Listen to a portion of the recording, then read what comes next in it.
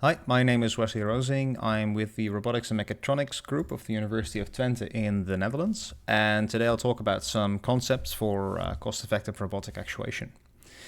Now, the inspiration for this talk, or the title at least, came from a talk by Dr. Mark Yim of the GRASP Lab. Is cost-effective robotics interesting? And his thesis was basically that we've managed to get robots to do pretty amazing things, but many of those robots, especially the most capable ones, are so expensive that cost becomes prohibitive in getting them to be adopted by society in a broad manner. And it seems that standard cost reduction isn't quite enough to make a big dent in that problem. So we might need some new concepts for this. And in this talk, of course, I'll talk about some of those concepts that I think can maybe contribute in that direction. Now, first, why actuation? Well, actuators tend to make up the cost of robot costs, especially when you think of manipulators or other robots with arms and legs. The actuators are basically the majority of costs. So think of motors, transmissions, sensors, there are power electronics, things like that. Now, there have been some recent developments and trends that make that help in this area. First off, cheaper, high torque motors. Many of them from the sort of hobby area, especially from quad rotors or other multicopters. These really high radius, high torque motors. And one of the things that Mark showed in his talk actually is that decogging those motors can actually make a pretty big impact on their cogging aspects, so making them quite usable for robotics applications.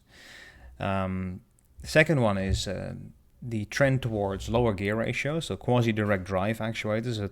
One typical example, of course, is the MIT Cheetah, where many of them tend to use planetary gears instead of the more conventional harmonic drives that were used for many years in many robots, which already makes a big improvement in terms of costs because they're much cheaper. And the last one is open source motor drivers. So the MIT Cheetah again has an open source design. The O drive is another example, and there's some very high performance examples here that make a big difference in terms of costs as well. So I'll talk about three concepts, as I mentioned. One is to get more out of your hardware that you have, and maybe also a manner to design your hardware slightly differently because you can do these things. Second is about series elastic actuation. I'll talk about an interesting concept using magnets for progressive elasticity. And the last one is gearing for quasi-direct drive actuators, the 3D printable cycloidal drive that we've been working on. We'll get to that. So first, getting more out of your hardware. Now, there's two techniques I've put under this area. First one is field weakening, increasing the peak speed of motors. If you think about what we do as humans, especially the more athletic kind of motion. So if you think about jumping, running, throwing, hitting, we reach incredibly high joint speeds. If you think of the flick of the wrists while doing tennis, or the rapid ankle extension towards the end of a jump, a high jump, and also many of the motions during jumping, we as humans, we reach over 20 radians per second, or even quite a bit higher than that in some instances, and our actuators tend to not be able to reach that. Although some of the newer quasi-direct drive actuators can do that, but at what cost? Something that I'll get back to. Now, field weakening is a way to increase the peak speed of motors by using remaining current reserves.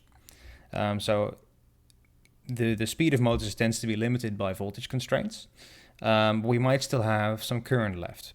Now, I'll get to why it is energy inefficient, but it is very energy efficient to do field weakening. But that's fine. You know, these explosive motions that we do tend to be very short durations, fraction of a second typically.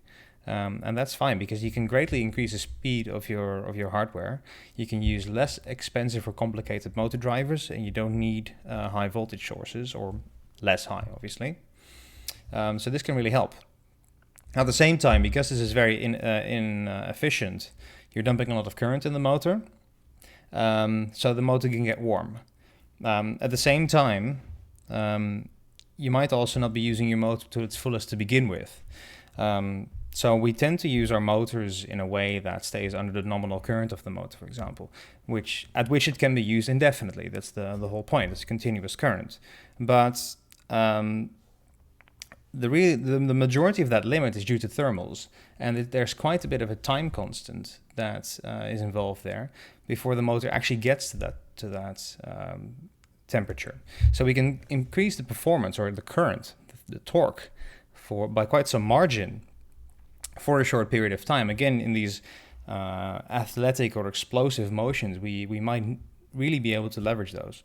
So what we can do is we can get higher performance temporarily, similar to animals. Conversely, we might, given the demands that we have on our actuator, we might be able to use smaller or cheaper motors, which again can lift the overall system's performance because our smaller motors are also lighter, and that increases the overall robot performance. Now, as I mentioned, field weakening is used in a case where the motor is voltage constrained, and we do that by leveraging our current reserves. And I will go to a little bit more detail on the next slide, but the way we do that is we use a counteracting magnetic field that alleviates at least partially the voltage saturation that we have. Again, very energy inefficient because we're not producing any torque with that current, but it's great for short explosive tasks. So the way, if you're familiar with field-oriented control, usually we do use a strategy that's called maximum torque per ampere. So for every ampere that you put into the motor, you want to get the maximum mechanical torque, obviously. And field weakening is a step away from that strategy when we want to alleviate some of these speed constraints. So we add, in this case, negative d-axis current. I won't go into the detail of these equations. Feel free to pause the video. But you can see that you generate a negative voltage component on the q-axis if you add a negative d current. Now, it turns out that for surface-mounted motors, surface-mounted magnet motors, we can simply do this by voltage conversion. So back in 2018, we tried this simply on a series-elastic actuator from the lab that was developed at IIT. And here we do a pendulum drop without field control. Of course, it swings, and the controller's trying to keep zero torque, so unimpeded swing, but we see a massive spike in torque and a limited speed because the voltage saturates of this motor. Now, if we add field weakening, we see, and we can also hear, that the speed is much higher. And the reason is that we activate field weakening when the voltage becomes saturated, only for a fraction of a second, but that's enough to make a big change in the behavior. And we actually get an increase of about 33% in terms of peak velocity actuated, just by changing a little bit of the motor control. Again, here you could hear in a point-to-point motion that the peak speed is much higher.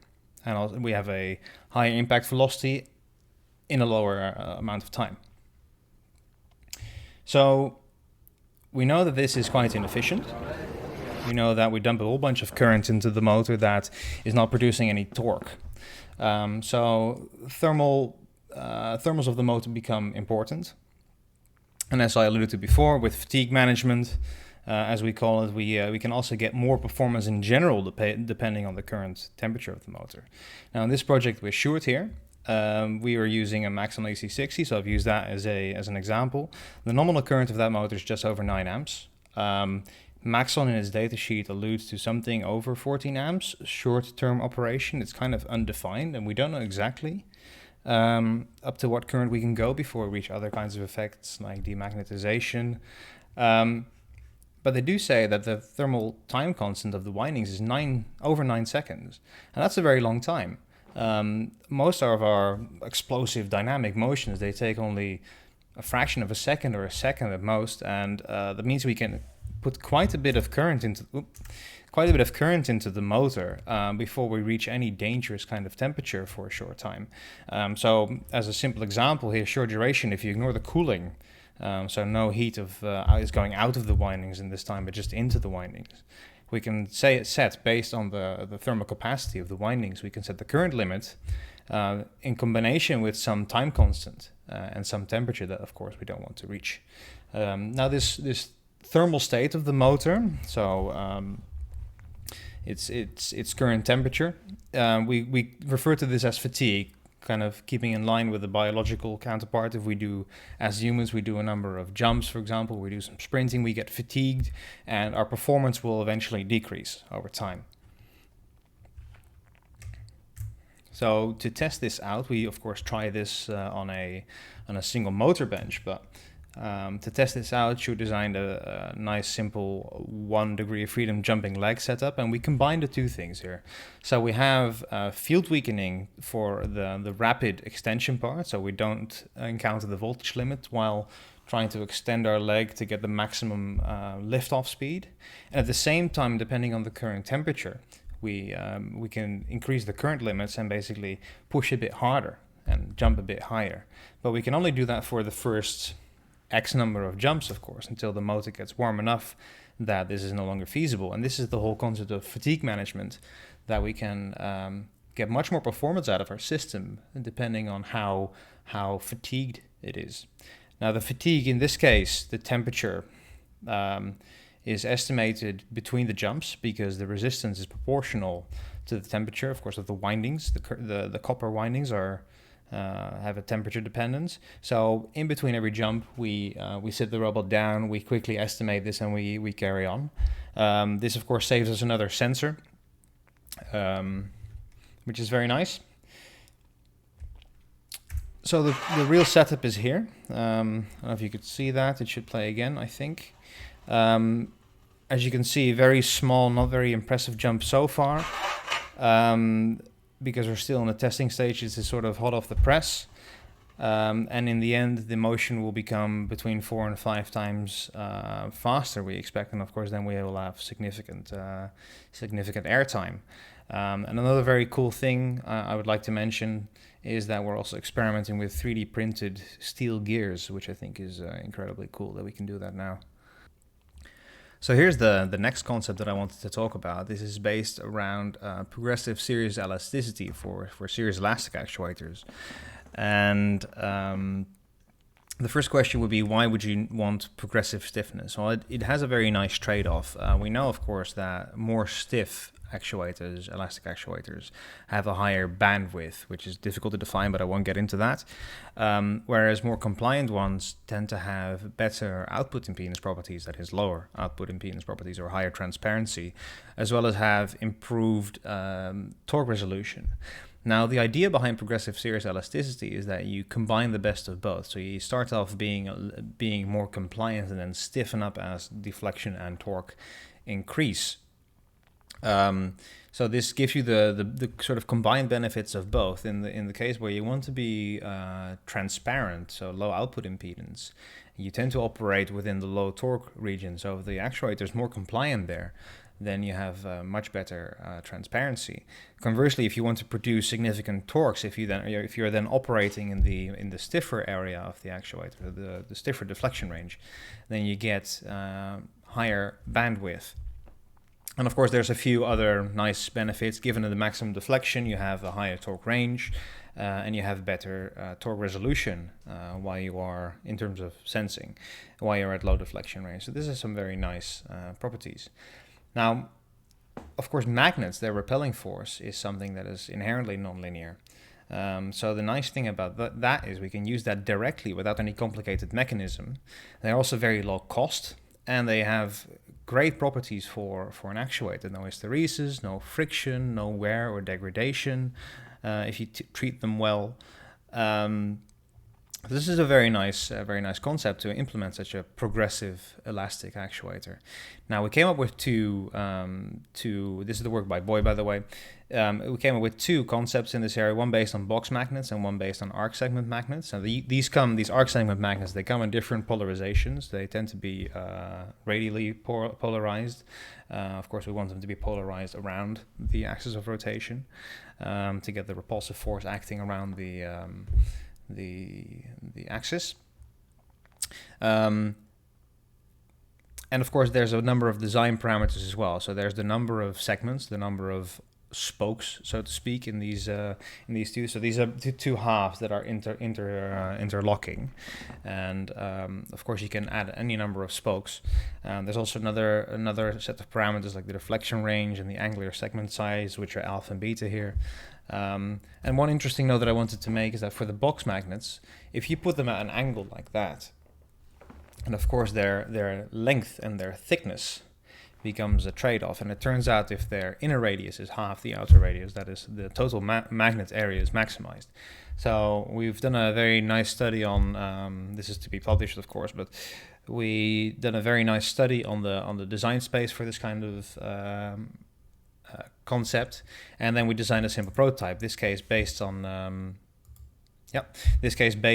box magnets. So these are the two halves with an integrated bearing. It's quite a simple design, again 3D printed, to get a quick prototype, and then we've tested that in the static characterization. What you see is that you get the very nice nonlinear characteristics with a stiffness range of roughly 3 times, so base stiffness to the peak stiffness of maximum deflection, which corresponds very well to our model, which is very nice to see, of course, because then you can use the model also to design newer ones. Now, what we know is that the arc segment, if I go back a bit, the arc segment ones, of course, they have much bigger magnets because the entire segment of each arc is filled with magnets that have a stiffness and torque density that is about 4 to 5 times as high, so they will definitely be better. So this is something we'll look into in the future. But so far the results have been quite interesting. So on to the last concept that I wanted to talk about. We've seen this recent trend towards lower gear ratios, and we tend to call that quasi-direct drives, and I think the MIT guys call it proprioceptive actuators. But the main point there is to reduce the gear ratio to something along the lines of 5, 10, 15 maybe, to get much better interaction performance with our actuators. So we compare some of the gearing options that we have there. Of course, the 3, or maybe 2 even main ones are the harmonic drives, planetary gears, and to a lesser extent cycloidal drives.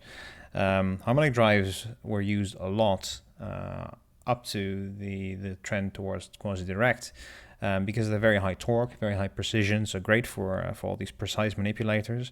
But their downsides are there's no low ratios really to begin with. I don't think they go below 30 to 1.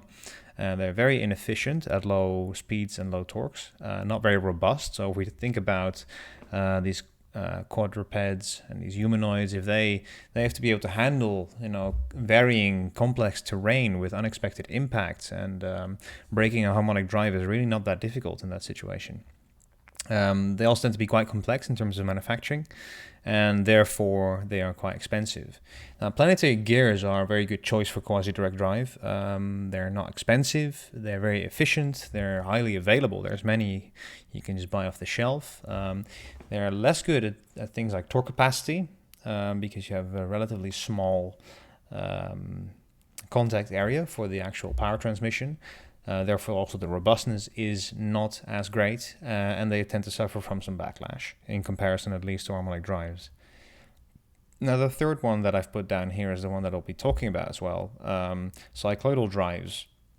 They're very efficient as well, up to the level of planetary gears, in fact, but they also provide very high torque because of their very high contact area, therefore also robustness, and to a large extent also precision. I'll mention something about that later as well. Availability, however, is quite low, and the design complexity is a bit higher, which is something that I'll also mention. So yeah, I talked about the large contact area, which gives them very high stiffness and torque capacity. But another nice thing about cycloidal drives is the way the components are shaped, in a sense. It's ideally suited to be 3D printed, which is something that we started to look into. And then you can add some other components that can be simply off the shelf. And then the end result, in our case at least, is about 75 euros excluding the motor, which we didn't optimize for at all in this case. So for those who are unaware of how cycloidal drives work, just a quick animation. It basically involves around the concept of a disc rolling inside a ring that is bigger. So it goes around like that, at the same time it rotates. Now, of course, you can't rely just on friction, so you use some teeth on the outside, so you get this kind of shape as you see here. And then this sort of wobbly rotating motion is transmitted back to the output shaft via these output holes and these pins. And half of each of these pins is transmitting power at any time. So you see that in all areas of contact, you have fairly large contact areas, which give the cycloidal drive very high robustness. So we looked into seeing if we can design and make a 3D printable cycloidal drive and using off-the-shelf components. So what you see here on the top right, for example, is simple off-the-shelf cheap bearing combined with cheaper shoulder screws and a maybe slightly more expensive output bearing, which you of course need in the end anyway. And then we did some interesting additions as well. Of course, we have the double cycloid disc. You can imagine if you have one cycloidal disc wobbling around your actuator at very high speeds, you get a very significant vibration at very high speeds. Now you can for the most part alleviate this by having two discs. Then of course in the plane these two counteract each other. And then we did some other nice additions like reinforced output carriers you see on the bottom right. And the use of all these ball bearings throughout the entire design gives us only rolling contact. So this gives us very high efficiency. And it's also something that we see in terms of the backdrive ability. Now, when I talk about design complexity before, this is exactly what I meant. You see quite a few bearings, quite a few parts. So there is a little bit of complexity compared to just having a simple planetary gearbox potentially. And here on the left you see the final current prototype. Now the current prototype is only partially optimal in a sense. As you see if we look at the image here, the cycloidal gearing has only got a thickness of 23 millimeters, but we have a fairly large standard motor inside a small housing for now that is 41 millimeters thick. Of course, we can go for a frameless motor and things like that to make the whole thing more efficient, but we didn't really optimize for that. We focused on the gearing for now. We tend to open source also the final design to get some feedback and potentially some adoption and see where this takes us. But so far the results are very positive. The gearbox is only 320 grams, including the motor 720 grams. And the specs in terms of speed and output torque are 36 radians per second at 48 volts, 36 newton meters at 40 amps, which is what the manufacturer specs for 180 seconds. Of course, we have to see how far we can push that. We also have some active cooling, so hopefully quite far. So far we've only been able to do limited testing, so we don't actually know necessarily where those limits lie. Now there are already some changes that we could make. We could make an even simpler or smaller variant, lower cost variant, using some simpler components, maybe using needle bearings because they are smaller radius. We could use potentially a single disc if we're not dealing with too high velocity. So there's some variants that we could do here. But the whole thing the gearbox only costs 75 euros, which I think is very nice cost for a high performance output. Now, again, hot off the press, here's some results done only yesterday, in fact, where we do some simple velocity control and a position controller. As you can see there, I can actually push it through its current limit of 8 amps. But the whole thing works very well. There's zero backlash, it's very easily backdriven. We do notice a little bit of torque ripple. We also know where it comes from, so this will be fixed. But very positive results on the first try. So this is also something that we'll continue to work on. So that's it from my side in terms of those concepts. I want to leave you with some thoughts about where to go from here in terms of actuation. Now we've seen that quasi-direct drive works extremely well. The many quadruped robots that have been produced in recent years is evidence of that. Many of them work really well as well. But you don't really see any large humanoids with this kind of quasi-direct drive actuators. Of course, the problem there is that they can't produce the torques needed for this kind of situation. So the question becomes, how do we bridge the gap to larger robots? I don't see an obvious answer here. There's been very nice work done with parallel actuation, of course series elastic actuators with higher gear ratios, but they haven't been able to really get to the performance that we see on those smaller ones. Secondly, when is an actuator good? I find this very interesting, but very hard to answer. We have many metrics: efficiency, bandwidth, whatever that means, transparency, impact mitigation. The limiting factors like torque capacity, speed, etc. When is it good enough? Of course, we're always striving to get to pure torque sources, but are we ever going to get there? Should we maybe just accept that they will never be pure torque sources and rather really embody their dynamics into the system and design based on those dynamics, and also design those dynamics themselves based on the behavior of the entire system? Probably. I don't know how to do it yet. And lastly, we're still relying on electromechanical motors for now. And even though they've become quite good and very efficient in some situations, they apparently don't scale necessarily to, for example, large humanoids. And in general, what is the limit of those kinds of actuators? Maybe we need entirely new concepts for motors, or not even motors, actuators, to get there. Still don't have the answer here, so I hope that this is something that we can discuss, which is also a nice segue into my last slide. Of course, I gave this talk as part of the workshop that we're organizing in IROS, from gears to direct drive, recent trends and opportunities in actuation. The live workshop session is on Monday, September 27th, 1610 to 1810 Central European Summertime. Notice the 10 minutes, which is the 10 minutes break that IROS added. Of course, you can find it in GCon, and if you want more information, just visit this website below. And hopefully we can talk about some of these things at the live session. So thanks for listening, and see you there.